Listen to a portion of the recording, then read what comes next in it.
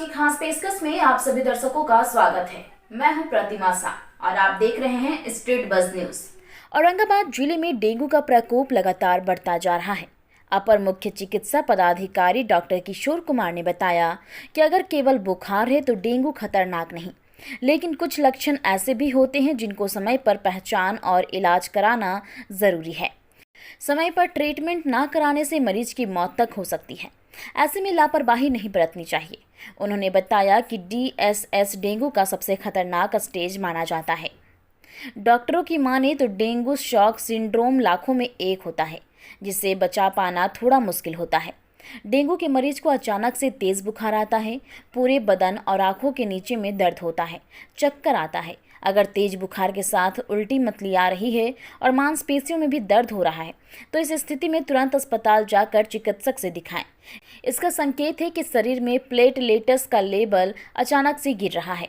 बुखार आने के 2 से 3 दिन के बाद शरीर में डेंगू के लक्षण दिखाई देने लगते हैं। अगर केवल बुखार ही है तो ज़्यादा चिंता की बात नहीं, लेकिन अगर ये सब लक्षण भी दिख रहे हैं तो इनको नज़रअंदाज नहीं करना चाहिए। बताते चले कि औरंगाबाद में अब तक डेंगू के कुल 28 मरीज मिल चुके हैं, जिसमें 20 मरीज की रिपोर्टिंग पटना से हुई है, जबकि रहने वाले औरंगाबाद के थे, जिनका इलाज पटना के अस्पतालों में चल रहा है। डेंगू के 8 मरीज की पहचान सदर अस्पताल में हुई है, जिसमें 2 मरीजों को एडमिट कर इलाज किया जा रहा है। बाकी बचे 6 मरीजों का इलाज कर घर भेज दिया गया है। जबकि ओबरा प्रखंड के देवकली गांव के रहने वाले जदयू नेता अशोक पांडे की 65 वर्षीय पत्नी सरस्वती देवी की मौत डेंगू से इलाज करने के दौरान वाराणसी में हो गई। डेंगू के मरीजों को परेशानी ना हो, इसके लिए जिले में डेंगू के मरीजों के लिए अलग से वार्ड बनाया गया है, जिसमें पूरे जिले भर में 55 बेड का मच्छरदानी लगा वार्ड बनाया गया है। वहीं सदर अस्पताल में 10 बेड का डेंगू वार्ड भी बनाया गया है। आगे सुनिए क्या कहा अपर मुख्य चिकित्सा पदाधिकारी डॉक्टर किशोर कुमार ने। क्या लक्षण है और उसके बचाव के लिए क्या करना चाहिए? डेंगू का मूल लक्षण होता है बहुत तेज बुखार होना, पूरे बदन में दर्द होना, आंखों के पीछे दर्द होना हो सकता है, चक्कर आना हो सकता है। ये सब ऐसा बीमारी ऐसा लक्षण है जो कि किसी अन्य वायरल डिजीज में भी, वायरल फीवर में भी हो सकता है। लेकिन ये अब चूंकि अभी बरसात का सीजन है और डेंगू फैलने की संभावना अधिक होती है, तो हम लोगों को, डॉक्टर को सस्पिशियस होना पड़ेगा, सस्पेक्ट करना पड़ेगा कि हाँ ये डेंगू का केस है कि नहीं, क्योंकि इसमें कुछ क्लियर कट हम लोग कह नहीं सकते हैं क्लिनिकली कि हाँ भाई ये डेंगू का केस है कि ये वायरल बीमारी का केस है। तो वैसे कंडीशन में अगर हमको थोड़ा सा भी अगर शंका होती है तो वैसे केस में हम लोग NS1 किट से उसका टेस्ट करवाते हैं। उसमें अगर वो पॉजिटिव पाया जाता है तो उसको हम लोग फर्दर इन्वेस्टिगेशन कराते हैं। अगर उसमें पॉजिटिव नहीं पाया जाता है तो उसको हम लोग नॉर्मल जो भी वायरल फीवर का इलाज करते हैं वो करते हैं। इलाज का यहाँ तक सवाल है तो इसमें बहुत कुछ ज़्यादा इलाज करने की बात नहीं है। सिम्टोमेटिक ट्रीटमेंट करते हैं, लक्षण के आधार पर उसका इलाज करते हैं। जैसे पैरासीटामोल हमारा सबसे प्रमुख हथियार है, क्योंकि बुखार तेज होता है, बदन में दर्द होता है।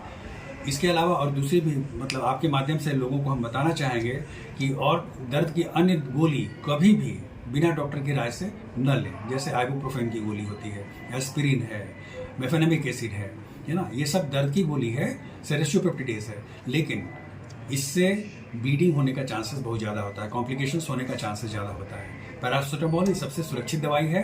अगर तेज बुखार होता है तो पैरासीटामोल से उसको उतारने की कोशिश करें, कोल्ड स्पॉन्जिंग करें, और अगर इससे नहीं सुधरता हो तो उसको अस्पताल में जाकर के दिखलाएं और उसका प्रॉपर इन्वेस्टिगेशन, जांच पड़ताल होने के बाद उसका समुचित इलाज किया जा सकता है। कैसे इससे बचाव करें?